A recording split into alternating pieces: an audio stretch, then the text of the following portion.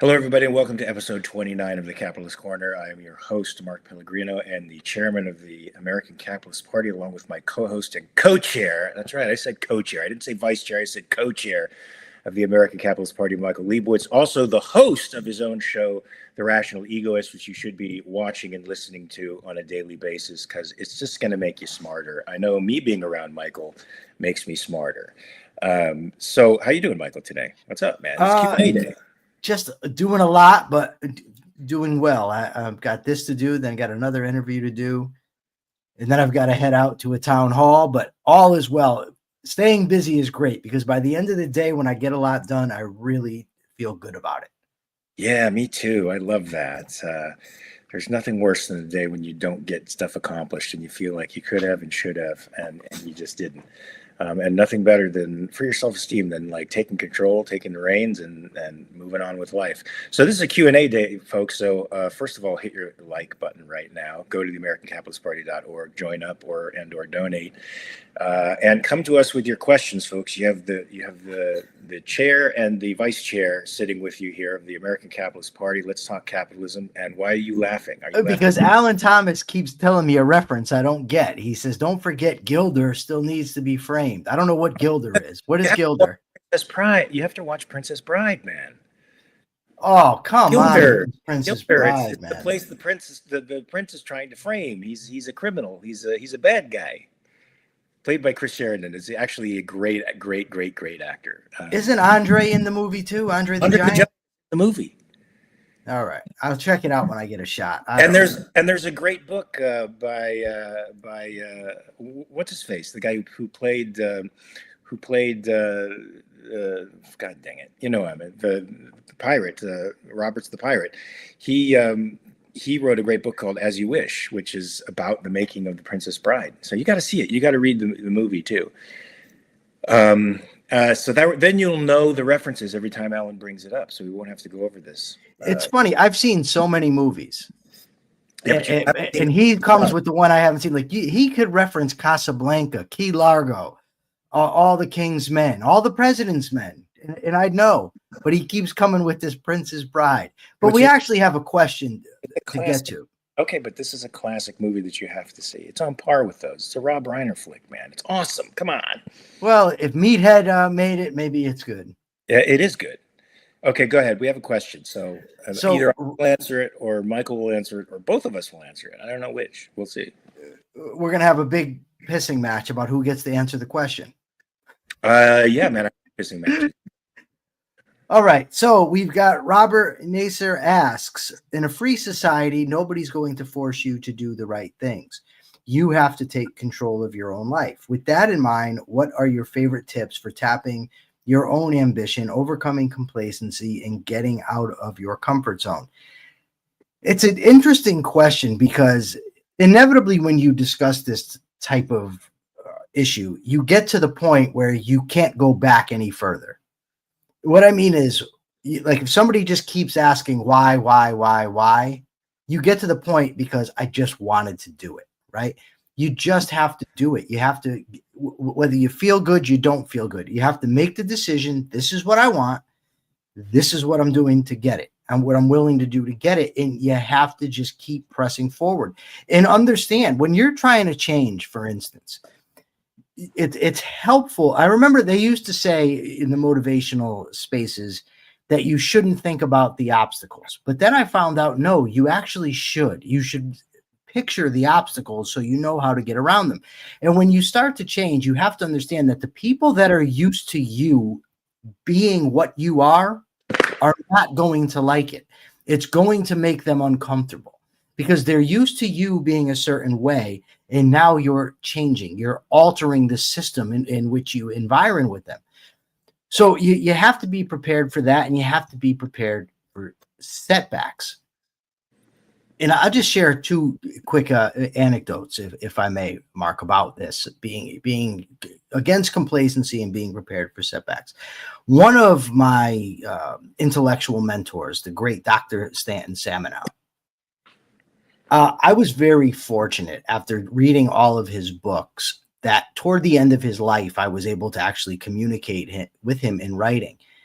And I was explaining to him, some of the pitfalls of the change process. And he wrote back to me, and I believe he capitalized it, but I'm not sure. Complacency is your enemy. And I've taken that to heart. And I've always said to myself, you cannot become complacent. You cannot, rest with what you've done. You have to keep going. There's always growth to achieve.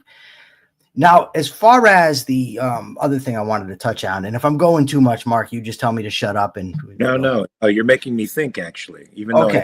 Even though I'm not thinking, I'm thinking. One of the things, and anybody, for instance, let me just say that if you've read my book, View from a Cage, you'll know this, but if you haven't, you don't. That I have had very big abandonment issues stemming from a lot of things growing up when I was a kid. My father wasn't around. My mother OD'd a couple times. She used to leave me home alone. And the way I internalized that was that I was unworthy, that everybody in my life was going to abandon me. And that transferred into my relationships with other people. I became very jealous, very possessive, tried to control people. One of my crimes that I ended up in prison for had to do with this, with my jealousy. And while I was in prison and introspecting, and through, the help of books like The Psychology of Self-Esteem, The Virtue of Selfishness, and Inside the Criminal Mind, I realized what this was. So I said, okay, I've got to fix this, because if I don't fix this, I'm going to get out of prison one day and I'm going to come right back, because I'm not ready for relationships. So I went through a ritual every night before bed. I talked to myself and I would tell myself, okay, your parents' problem was with them, not with me. You know what I mean? The way my parents acted was their issue, not mine. It's not a reflection of who I am as a person. It's a reflection of who they were as people. And I also said, just because they neglected and abandoned me often doesn't mean everybody else will. And I also would tell myself, even if people do abandon me, I can take it. I can deal with it. This is constant. This isn't like a week or two. This is every night before bed. I would go over this stuff in my head. And dealing with real life relationships, see where my possessiveness and controlling nature or control issues would pop up. I would combat them. And while I'm going through all this, now remember, my biggest fear was that my mother would die. All my life, it was my biggest fear. My mother was a heroin addict. I saw her get beat almost, not almost to death, but pretty badly in the street. And I always had this fear. So while I'm dealing with my own security, my own abandonment issues, I get called down to what we call in prison mental health. You get called to see the counselors, the psychologists. There was nothing out of the normal. I saw them regularly. So I went down, but when I got in there, there was a lieutenant waiting. And I said, okay, this is not good. They don't usually have a lieutenant there. And the lieutenant said to me, he says, listen, Liebowitz, I'm just going to say this because I don't know what to tell you. He said, but your mother committed suicide yesterday. And my mind went blank. I couldn't think anymore. I forgot my phone numbers. I started to, go through the stages. Denial. I was going to say, are you sure? But I knew it was true. And I went back and I was thinking to myself, and I thought, wow, the worst fear I ever had came to pass. This fear drove so much of my behavior. And I said, well, what am I going to do? Am I going to let this break me and send me spiraling backwards, or am I going to use it to go forward? And I said, well, I chose the latter. I'm going to go forward. And I said, well, what is the lesson? And the lesson for me was the biggest thing I ever feared in my life happened in the form of the ultimate abandonment. My mother, knowing what it would do to me, chose to take her own life. But I was still standing. I was still living. I still had friends. I still had support. I still had a future ahead of me. And it occurred to me, if I can take this, I can't imagine there's anything on this planet that I can't make it through. My point is simply this. You set your goals, you decide what kind of person you're going to be, and you make up your mind you're going to do whatever it takes to get there. You don't allow complacency. You never rest content or rest on your laurels on what you've achieved. You expect setbacks, and when they happen, you don't let them drag you down. You learn from them, you grow from them, you move forward. So that's my long answer, Robert. Wow. I mean, that hit me in the gut. I don't know about anybody else, but that hit me in the gut. My answer is going to be a lot briefer, I should say. But you gave me a lot to think about, Michael. Look, there's no magic pill. Whenever actors ask me in class, how do you become successful as an actor? There's no magic pill.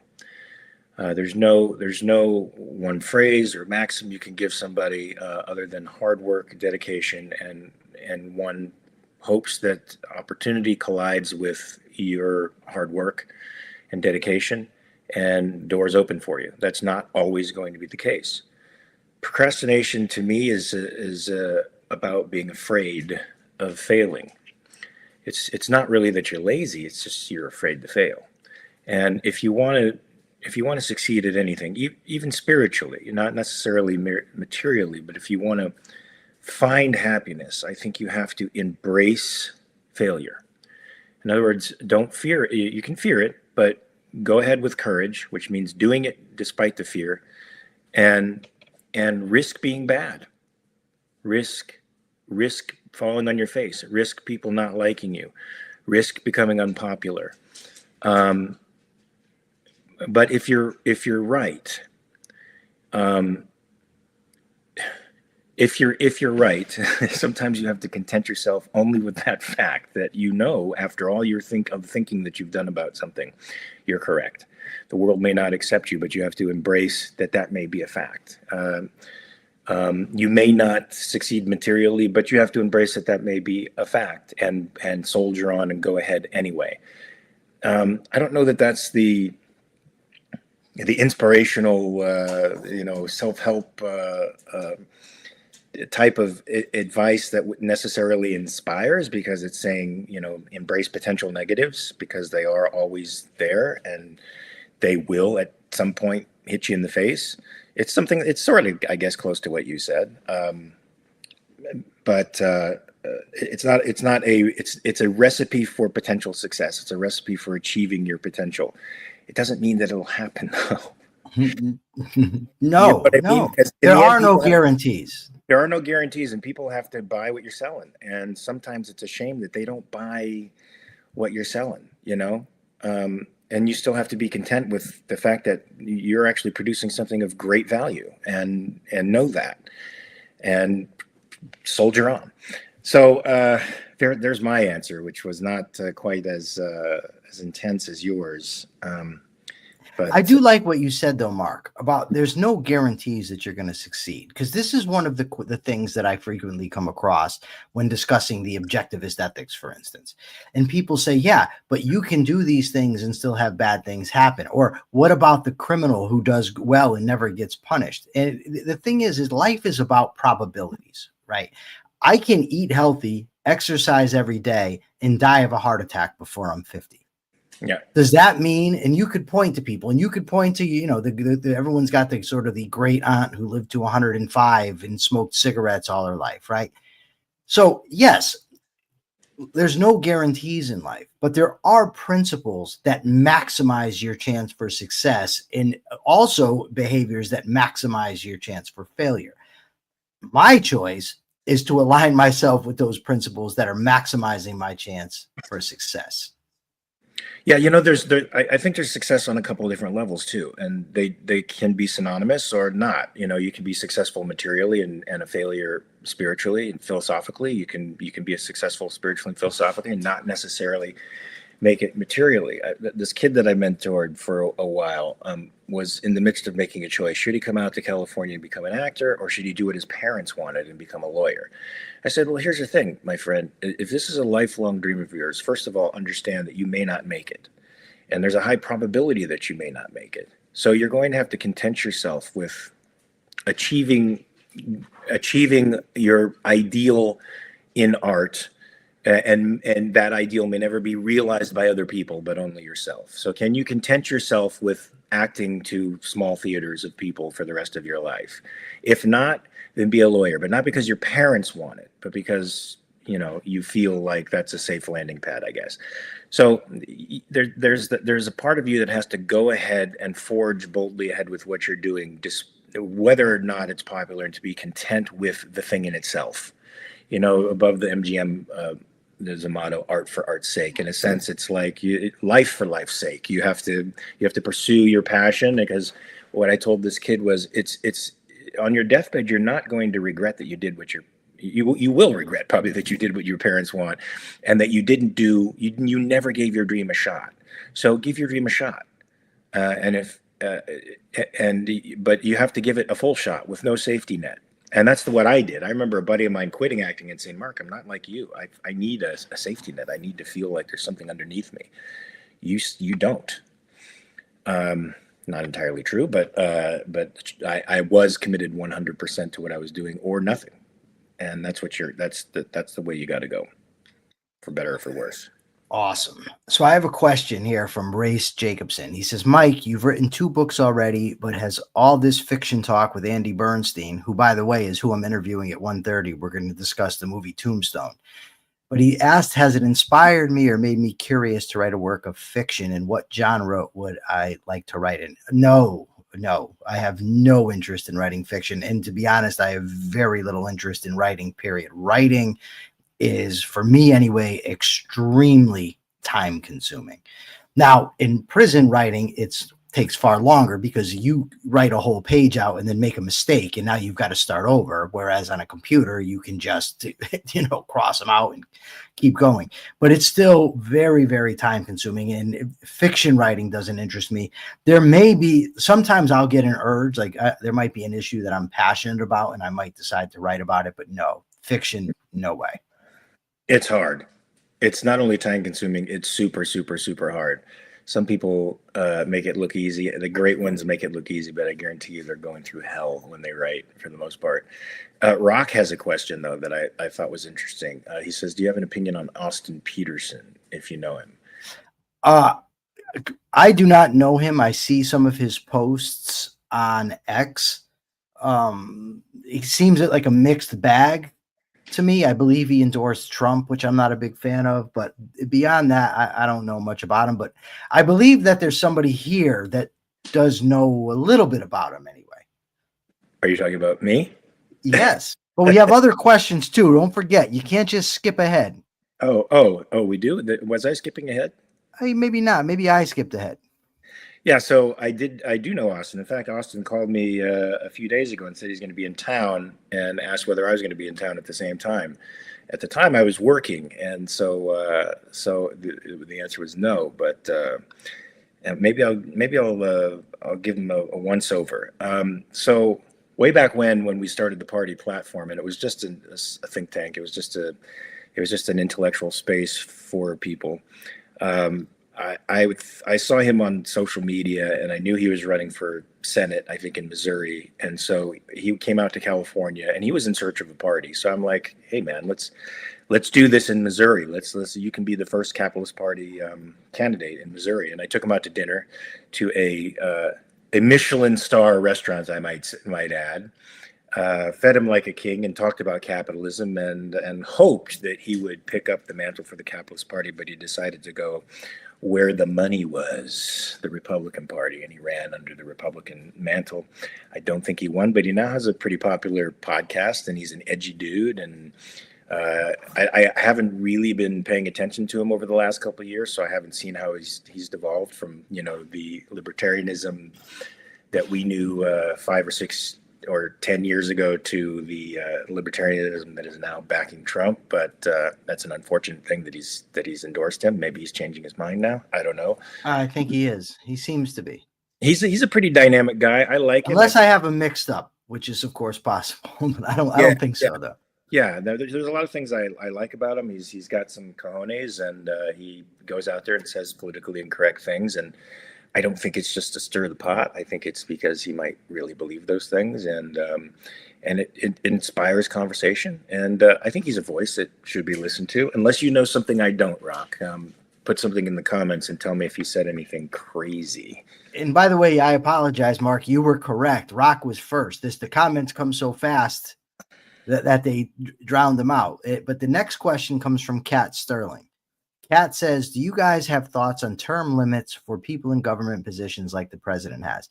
I'm opposed to term limits for a few reasons. One, because I like to people to have freedom to run, and I like for people to have the freedom to vote in whomever they want.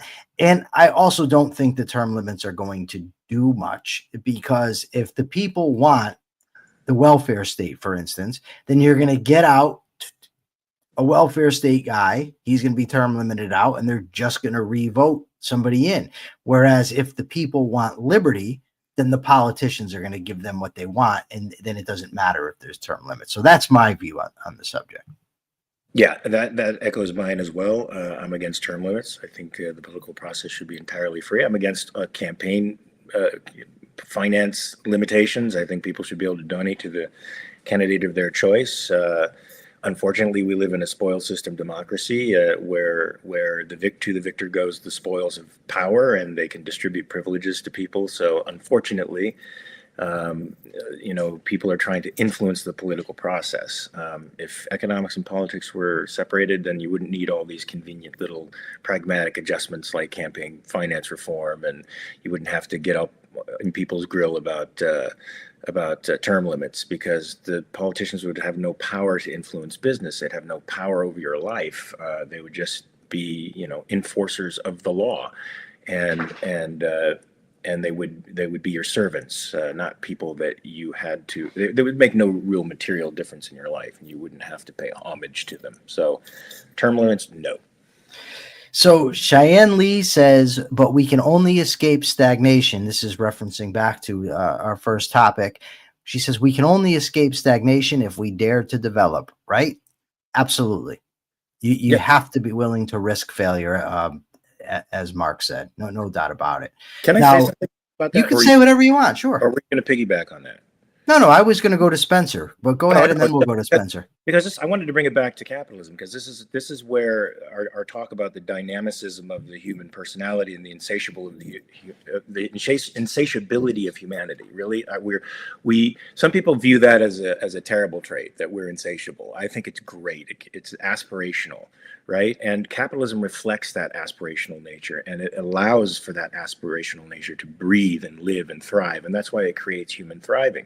Whereas communism does the opposite. It creates stagnation and rigidity. And we want a system that reflects human nature and the insatiability of human nature, the insatiable curiosity, the insatiable progressivism of human nature. And that's the capitalist system. Be sure to like this. I was just going to tell you, we've got a serious deficit between viewers and likes going on right now. It should be a crime. I might be in favor of making that a crime. I think you should. And I think this is a real deficit problem, unlike the deficit problem facing us. The trade deficit is not a problem. Yeah. Right. Okay, so Spencer wants to know, Mark, were you ever in any Stargate episodes, or were you ever offered? No. Not that I remember. I might have gone to Battlestar Galactica one time. Alan Thomas asks, is it Huckleberry or Hucklebearer from Tombstone? It is Huckleberry. The Hucklebearer thing is a complete myth and fabrication. But I'm your Huckleberry is supposed to mean pallbearer. No, that's not true. Okay, come on, man. Because I'm telling you, man, it's not. That's not what it's about. The Hucklebearers are pallbearers. But that's not what the thing means. So I got to start Googling this right at this moment in life. I'm going to have to, because this is a big controversy. Do not ask Grok in front of me. I'm not asking Grok. Oh. Why can't I ask Grok? What? Because I looked this up a while back, because I love that expression. I love it too. Used it multiple times. And when I looked it up, it said pallbearer. No, it didn't.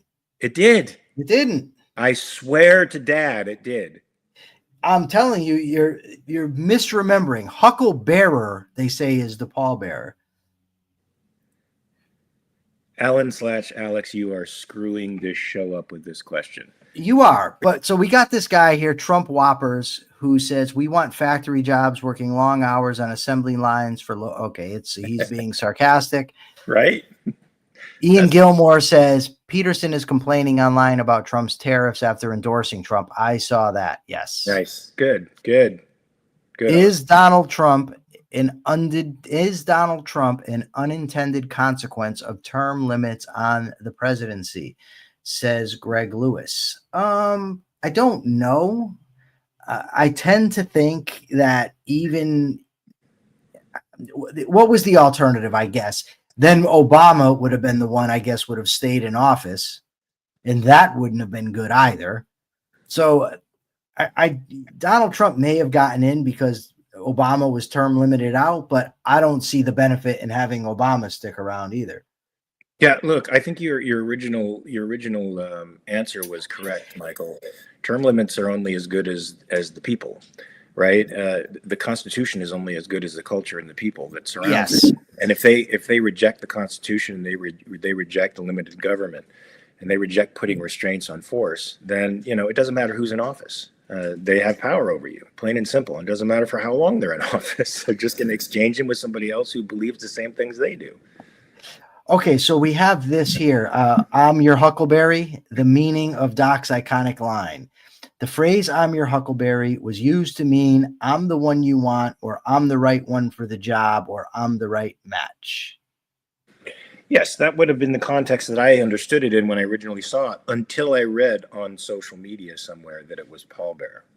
That's Hucklebearer. Yes, I know. No, but what he said was Huckleberry. Yes, I know. I've seen that movie a bunch of times. Yeah, but you just said that Hucklebearer is the pallbearer. No, I said Huckleberry only because okay.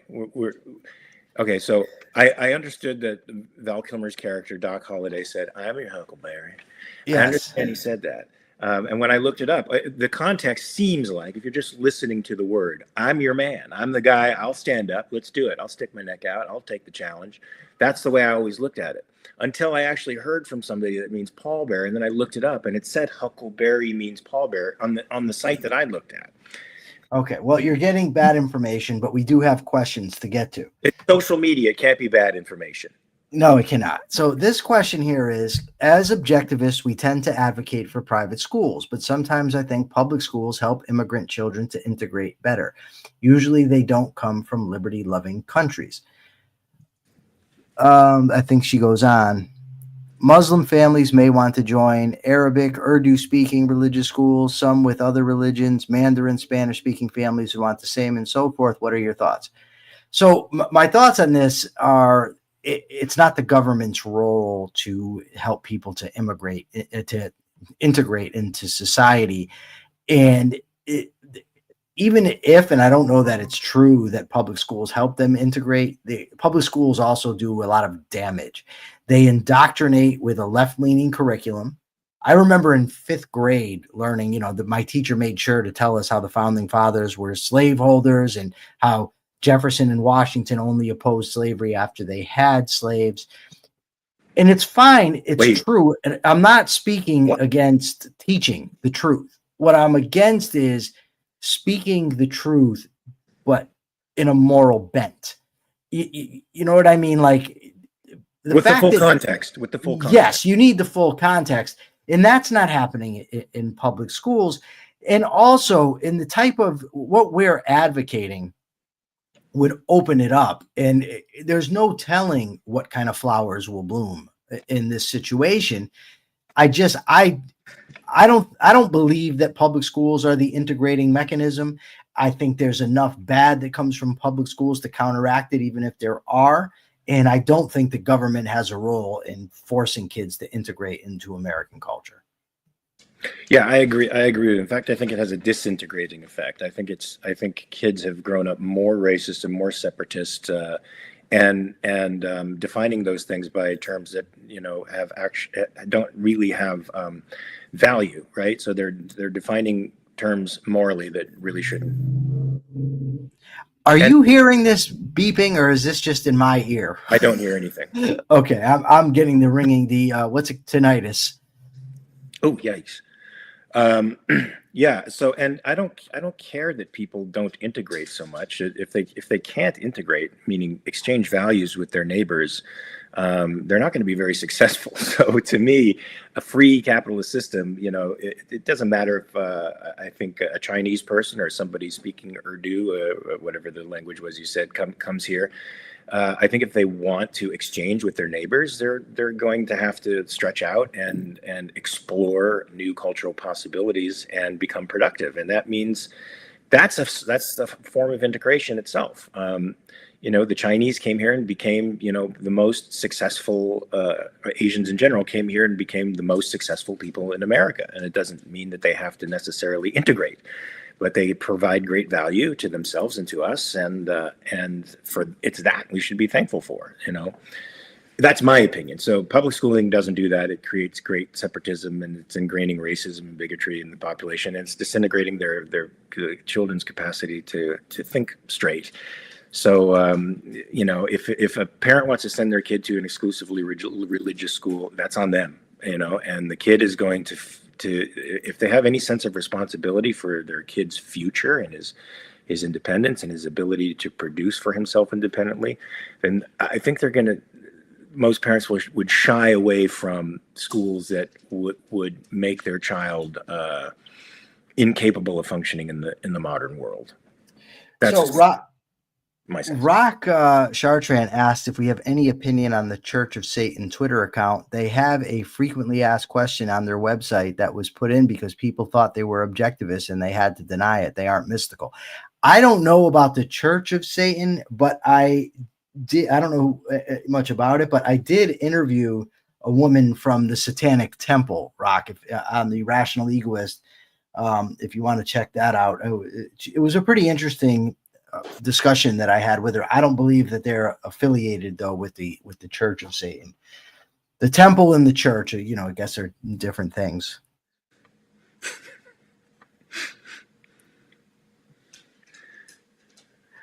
This Trump whoppers, I can't tell what he's on about. He says it sounds like I had a good 5th grade teacher. He said there should be a basic level of education for the public, thus public schools. How a capitalist defines success is very different than how a philosopher defines success. I don't know what to say to that. Mark said there's different types of success. So yeah, there's that. I mean I don't think a capitalist.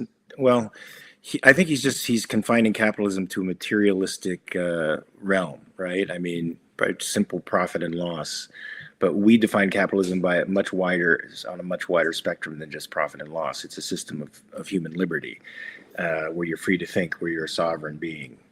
So I have to define success as a human being on a multidimensional level. It's not just about being materially successful. It's also about being a better person. And how I define that is by objectivist terms. So Trump whoppers, he actually says something here that I think will be interesting to discuss. I'm actually going to show it. He says it's in all of our best interest that the public has a basic level of education. This has been agreed upon for hundreds of years. Okay.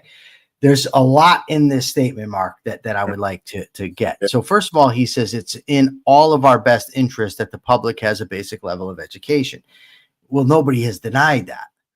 The question is, what is the moral way to bring that about? And what is the best way to bring that about? Is it by allowing parents to choose freely? Is it by allowing people to keep their money to educate their children how they see fit? Or is it for the government to steal their money, force them into a public indoctrination system that might go against what the parents want, and ultimately what is against all of our interests? Like you said, I for one don't think it's in all of our interest, the leftist indoctrination that has been going on at least since John Dewey. You know what I mean? So well, that's the beginning of the public school system. So right. So the thing is, well, I thought the public school system originated with Lincoln back then. No. The public school system actually originated in Massachusetts, and it was basically to make sure the kids in Massachusetts could read the Bible, so it was influenced by Puritanism. But right, so the wider philosophy. Go ahead. But my ultimate point here is that just saying it's in all of our best interest that the public has a basic level of education is not the same thing as making the case for government-run education. The next thing he says, though, I like this. But I want to deal with this. Okay, no, go ahead. Yeah, go ahead. I'm sorry. Level. I think when you have public anything, you introduce into the sphere a conflicts of claims and rights. So what you will get is a struggle on multiple levels to be the dominant, for dominance of claims. And that's what we see in the educational sphere. various interests struggling to be the dominant, to dominate the educational culture. And for a long time, it's been the left, and now the right wants to do it in their own particular way. So the problem with public anything is that it creates conflicting claims. And in the private sphere, it lowers the conflict, the claim conflicts significantly. So just on a practical level, you want to have control over your life. You want to have control over what your kids intellectually ingest. You should have that. You should have that kind of control. That's what it means to be a sovereign person, and that's what it means when your children are your wards. You have to take care of them, and you have to act in their best interests. And you can't do that when you're forced by the state into programs that are not in your child's best interest, or teaching them values that are opposed to your own. Well said. Now, he then says this has been agreed upon for hundreds of years. Now, this is where the statement to me falls apart, Mark. Okay. Agreed upon by whom? Who agreed to this? It's like saying, well, everybody didn't agree to it. That's the first thing. So it's not a matter of universal agreement. So some people didn't agree. And why should those who don't agree be forced at the point of a metaphorical gun to give in to those who do agree? And secondly, what does it matter as far as truth goes that a given amount of people agree? People can agree to all kinds of things that are false, and it depends on who's the demographic that you're selecting, who's the group that you're isolating to say that they're all agreeing. Doesn't mean that they're right. We're here to make a logical argument based on fact, not based on what a given group of people happens to think. Yeah, that in the end ends up being an argument from authority, right? Lots of people thought it, or Thomas Jefferson said we should have public education, and he was the greatest standard bearer for liberty of all time. So shouldn't we just no? Thomas Jefferson didn't write scripture.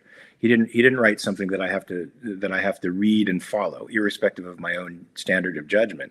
He was right in a lot of things and wrong in others, plain and simple, like any other man. And it's up to me, with my current context, to determine what parts of Thomas Jefferson's arguments were right, which parts are wrong, which parts to keep and which parts to throw away.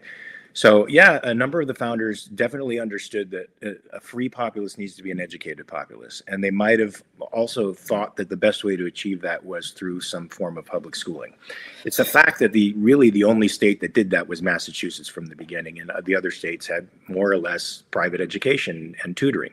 And yet we had more newspapers in the colonies than in one state in the entirety of Europe. We had the most literate population in the world before there was such a thing as public schooling. And now I find it telling that now that public schooling has been institutionalized by the state, that we have some of the lowest test scores, the lowest literacy rates, and the lowest math rates in the world now.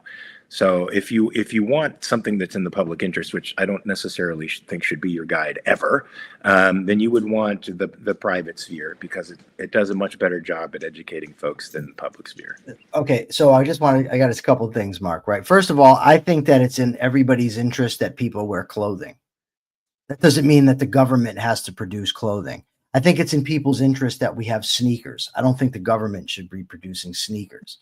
You know what I mean? So that argument is silly. But now I see that this Trump whoppers, he's just here to troll because he's injecting insults rather than just having a conversation. Whopper, come on, man. Yeah, I mean, look, we read your question. We addressed it. You don't have to like it. You're free to disagree. But he says you're simpletons. You can go back to Plato. Dude, I don't care what Plato thinks about it. Go back to Plato? Yeah, for what?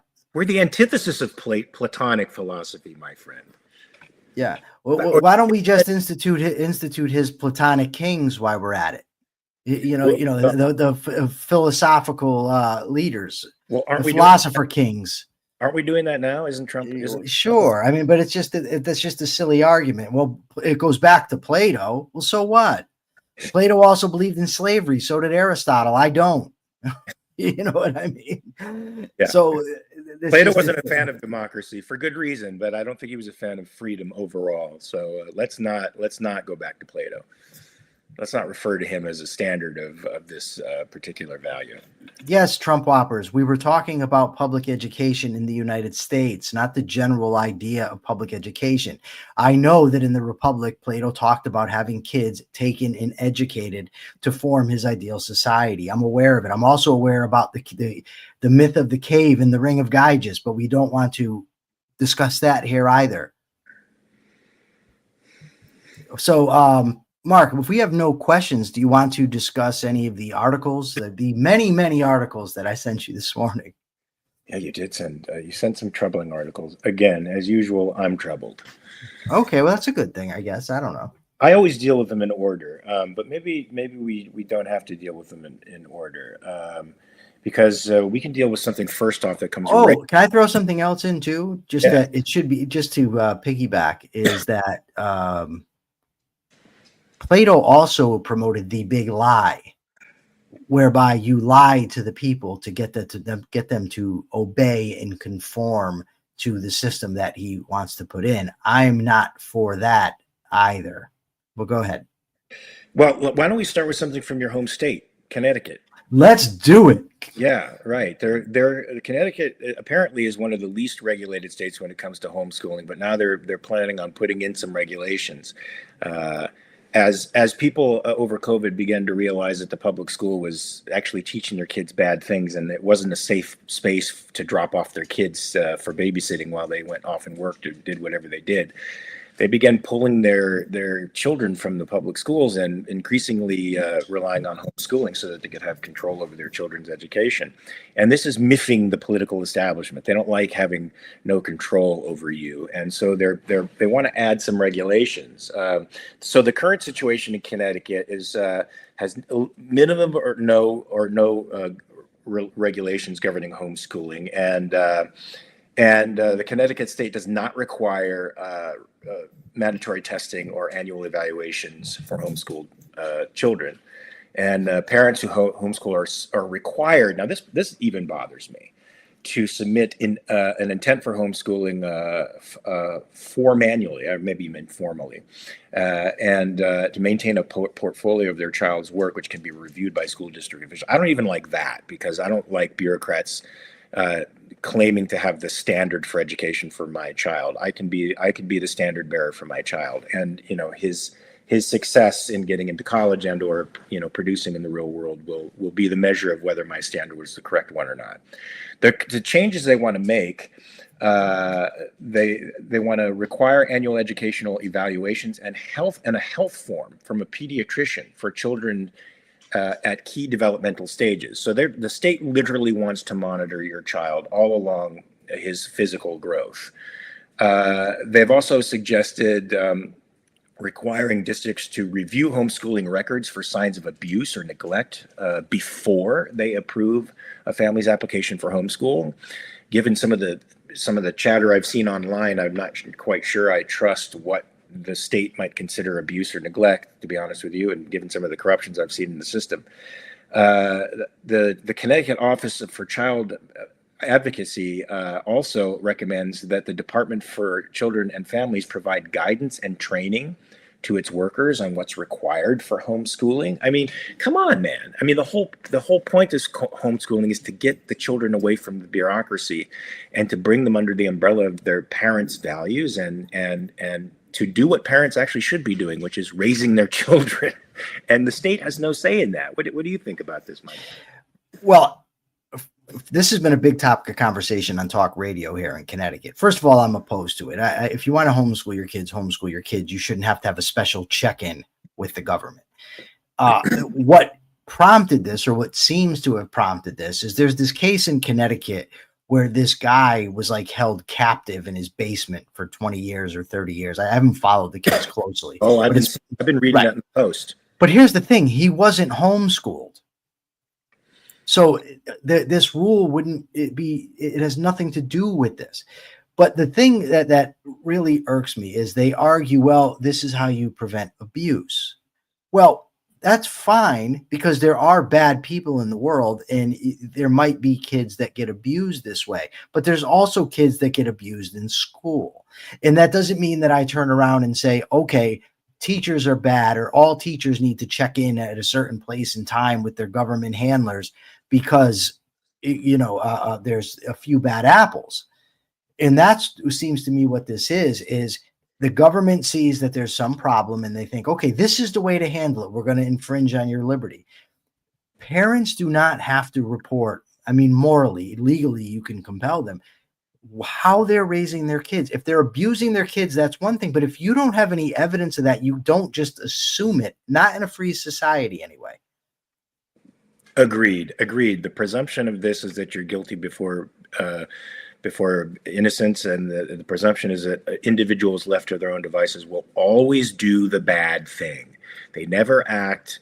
Their interests are always contrary to the general good or to the good, period. And that's the presumption that this statism comes from. And this is a presumption that we have to change. Like, folks, if you want that presumption to change, so that people can presume that you acting for your own interests is not going to be contrary to anybody else's necessarily, and they don't have to put reins on you and saddle on your back and spur you to do the proper thing. Yeah, I want to tell you two things real quick, Mark, and we get the next story. So this morning, Dave Smith posts praise of Pat Buchanan. And he says, Pat Buchanan is a brilliant conservative who his only crime is that he broke with the war party and he opposes mass migration. So I responded and I say, libertarians ought not be promoting Pat Buchanan. And I stated why. He's for the war on drugs. He's opposed to even marijuana use. He's big on tariffs. And Dave responds and he says to me two things. He says, just because somebody's not a libertarian doesn't mean we can't promote his work, his specific work, or benefit from what he does. And he says to me, and I'm not going to take any advice from somebody who thinks that my tax dollars should be taken to bomb children. Yeah, he means it in Gaza. The funny thing is, one, I never said you can't promote a specific issue that Buchanan did, but the way that you wrote it out, first of all, it's not true that those are the only things that drove Buchanan from the mainstream. But coming from a prominent libertarian like Dave Smith, which he is, whether I like it or not, it sounds like you're endorsing Buchanan qua Buchanan. Now, his followers, of course, say, no, that's not what he's doing. Yes, because you know him. But somebody that doesn't, that reads that, it comes off like an endorsement of Buchanan. And of course, I oppose all foreign aid. I oppose taxation, period. So for him to say I support his tax dollars going to foreign wars is ridiculous. I say that because there's a propensity that people have to assume if you take one position, they package deal you, as Ayn Rand says. So this Trump whoppers, and I really don't want to give him too much attention, but I like this because I think it's a teaching moment. He says unfounded claims that teachers are grooming and indoctrinating students, and pronouncements that public schools push a woke agenda, even though they can't or won't define what they mean. Okay, that has nothing to do with what we're talking about. We've never claimed that there's this woke agenda in school. We've never claimed that teachers are grooming kids. That's not what we said. When I say indoctrination, what I'm talking about is they teach the kids from a leftist perspective. It doesn't even have to be intentional. But when the majority of public school teachers have leftist positions, it stands to reason that that's what they're going to teach them. It's not grooming and it's not an intentional indoctrination. That's not what we said. You cannot assume just because we happen to share a concrete position with somebody that you dislike that we share their premises as well, or even their reasons for opposing the thing. So that's what I wanted to get into, Mark. Now you can piggyback or you can bring in a new topic if you'd like. That's yes. I agree with you. I wanted to ask Trump whoppers. He's saying that he's saying that we were making the claim that wokeism rules the schools. Is that was it? I don't know who he's claiming it of, but he brought it up here, and he says unfounded claims that teachers are doing. I don't know who he's saying claimed it. I know one thing: I didn't claim it, and you didn't claim it. Yeah, we didn't. We were just talking about whether or not public school is a right, or whether or not parents should have the right to decide what values their children are taught. And and the way in which they're taught. And we think it's the latter, not the former. But look, I would ask Trump Whoppers a couple of questions first. What caused the Great Depression? Did he learn about that in high school? And if so, what did he learn about what caused the Great Depression? Was Franklin Delano Roosevelt treated as a heroic figure in every history book that he ever read in school? Or was he treated as a villain? Or was he treated as somebody who just simply didn't know what the fuck he was doing and was throwing anything against the wall that he thought he could? How was he treated? Was he lionized? Were guys like Theodore Roosevelt lionized? How did they discuss any issue respecting our conflicts overseas? I would have to say that I know that my American history teacher in high school, and I went to a Catholic high school, was a leftist, a deep leftist. And I know that the textbook we had taught me that the Great Depression was caused by capitalism, and plain and simple, that FDR saved capitalism, as a matter of fact. And if you talk to most people about the Great Depression, they'll probably have the same response because they learned it from the same leftist perspective. I think Arthur Schlesinger might have actually written our textbook, and he was a leftist who wrote speeches for Kennedy. So I beg to differ with you, Trump Whoppers. I think the leftist indoctrination has only gotten more overt. I mean, I learned environmentalism in school. When I was in grade school, I thought we were going to run out of fresh water. I thought we had, 12 years left to live, just like Greta Thunberg did. And that was the beginning of the environmental movement in the early 1970s. That's what I was taught. And that's what children are taught today. And they're also taught radical skepticism, which I think is epistemologically destructive to them. That's right. This perspective. Sorry. Right. Yes. Again, so Trump Whoppers quotes me. I, for one, don't think it's in our interest, the left-wing indoctrination that's been going on since Dewey. Yes, I do think that's been going on since at least Dewey. Trump Whoppers. I do not think that teachers are grooming kids. I do not think that schools are pushing a woke agenda. And I'm not trying to define woke. And I don't think that teachers are deliberately brainwashing kids or trying to indoctrinate them. I think that the indoctrination is taking place. You yourself said some indoctrination is a good thing. And look, maybe it is, but if kids are going to be indoctrinated, it ought to be their parents that is choosing what they're going to learn rather than the government. And like Mark said, and I'm not saying you shouldn't learn the Keynesian interpretation of the Great Depression, but if you're going to learn that, you should at least learn what Hayek and Mises said about it, because they both predicted it, whereas Keynes did not. Or you should be taught Milton Friedman's analysis of it, because there's different interpretations of what caused it. And if you're going to teach kids, you should expose them to it, not teach them that Franklin Delano Roosevelt rescued us from the Great Depression. Somebody in here says, where'd it go? Let me see. If he says FDR was a socialist and a bad president, I don't know what this means here. He says, if you think that, you're just wrong and naive. I don't know what he's talking about. So we'll, I guess, move on because I'm not sure. I don't know if he's criticizing us, if he's criticizing someone else. I don't know. Roosevelt did start the political patronage that has taken over Washington today. He started it.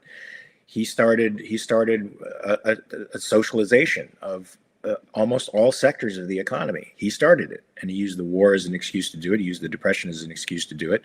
Of course, it deepened the Depression and made everything worse. But he certainly had deep sympathy for socialism. There's no question about it. I don't know that he would consider himself a socialist, but he was certainly socialist adjacent. I have to look this up. I'm trying to answer a question. So just continue for a second, and I will. Well, we can move on to the Axios article about Trump, because one of the things Trump is trying to head off at the pass the criticism that the Republicans are the party of the rich, and the way he's trying to do that now is by raising the taxes on people, not over $1 million, but people who make over 2.5 million a year. He's going to raise that tax level, I guess, in the interest of offsetting tax cuts to those folks lower down on the economic rung.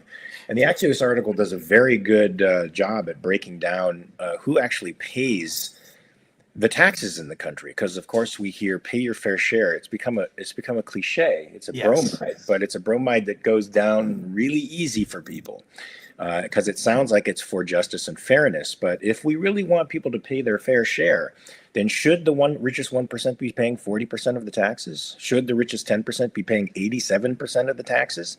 I mean, we're talking about people now, folks. Let's make a distinction in wealth here. There's the guy who there's three guys in Hamas who are worth $3 billion each. There's Elon Musk, who's worth what, $140 billion. Now they're both billionaires, but all four of those people achieved their wealth in very, very different ways. Right? The guy for Hamas achieved it by swindling the Palestinian people in the international community and stealing billions of dollars away, literally out of the mouths of the Palestinian people, to buy palaces and live a lush life in Qatar, while his people are quote unquote starving and suffering. Elon Musk created great value for the American people, and probably produced trillions in wealth. And out of that trillions in wealth, hundreds of thousands of jobs produced, he gets $100 and some odd billion worth, a tiny fraction of the wealth that he produced in the world. That's two different types of people. Right. And so when you tax the 1%, now they claim that those people aren't productive, but they in fact are. The majority of them are in fact productive people, and they produce a great deal of wealth that you are dependent on. Now, you don't want to drain that capital away and give it to the state. You don't. It's not fair. It's not decent. It's not moral. It's not just. It's the opposite. So the Axios article breaks it down rather nicely and shows that the wealthy do in fact pay far more than their fair share, and also that the bottom 30% pay nothing. And also with respect to resources used, that bottom percentile makes something like $63 for every dollar they pay in taxes they get back in subsidies from the government, while the richest folks who pay the 87% get 4 cents back on their dollar for every dollar that is stolen from them. So look, the rich people are the losers in a statist world, folks. In a capitalist world, the rich folks make everybody richer. You just get richer. Go ahead. The article is actually not from Axios. It's from the American Institute for Economic Research. Oh, but it says Axios up here. Does it? Yeah. Well, maybe there's another one. Let me check. Well, maybe. You know what? Maybe Axios is the story where Trump wants to put a tax on millionaires. They liked it. They actually liked it, didn't they? Yes. Trump wants to tax people making money. He also wants to tax carried interest. The article on "Do the Rich Pay Their Fair Share" is from the American Institute for Economic Research. I was doing that article while looking at the Axios one, and it's okay. It's all right. But the bottom line is, starting next week, I'm going to figure out a way to get some of these articles posted with the show. Post the links with the show so that the people can actually read them. Oh, Notorious TBG says he's agreeing with us. Okay, then you obviously are smarter than most people. Notorious TBG. Before you give the capitalist thought of the day, Mark, I want to share something real quickly with the group, because it was posted here by the Trump Whopper guy. He said American kids now have a 21% illiteracy rate, but the truth of the matter is homeschooled kids generally demonstrate higher standardized test scores in reading compared to their public school counterparts.